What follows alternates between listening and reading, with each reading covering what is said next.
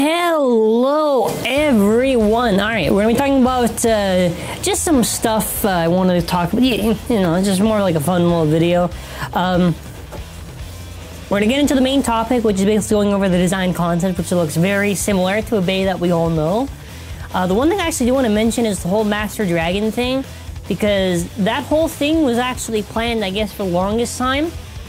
The whole explanation for it, actually on the tweet there, is basically just describing that when they were originally developing it, they originally planned for it for the M and whatever, for that name to be something else, and then after, oh, Master Dragon's also really cool because with how it's facing, Master Dragon and Diabolo start kind of almost look like they're two different bays. That was just something really cool, just like a little fun fact if you're wondering on the fusion. You know, with sparking and everything, since GT is pretty much done, they're obviously going to be talking about the new bays. There is one thing I wanted to talk about, which is if we can just open this in a new tab, we're going to go over the design concept for Super Hyperion.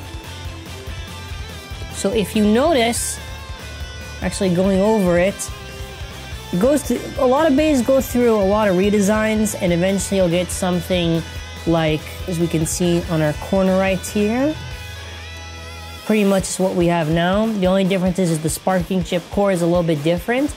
But something that's super interesting is that if you notice it, on the actual concept of the sparking bay for Hyperion, which I guess this got scrapped, you'll notice it actually has the symbol of H.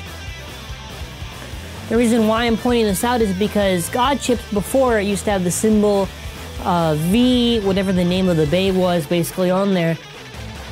So it really does seem like when they were doing these sparking chips, they just wanted it to be like God chips. But yeah, there is actually some text here, but just going over each of it, you also got... The bays do go through a lot of designs. You can see this one does different sparking chip core. You can see in the centerpiece with the sun and everything. I'm guessing it's just very basic needs, really modified it, and you can see definitely there it's the centerpiece they're changing, but what's really wacky is looking at this one, because this one is seriously different from what we actually got, and honestly, it does not look like the sparking version of Spriggan. Like, it's obviously not sparking Spriggan, but dear lord, it legit just looks so close to Spriggan, does it not? Like, when I see that, I get Spriggan, like, heavy. If you didn't tell me the name of the bay, I legit would have said, oh, is that the new Spriggan? Because it kind of does look like it, does it not? If anything, it also kind of looks like a fusion between, like, Spriggan and Valkyrie, which I guess kind of goes to show the designs of GT chips and how they've been not very creative with it, or not really making them that unique. So we just get stuff like this, because... Dear Lord, imagine if we had that. How close is it? I cannot wait to see the actual chip of Spriggan for sparking, because I want to see how close that is to Lord, or if they're just changing it up completely. Just looking at that, dear God.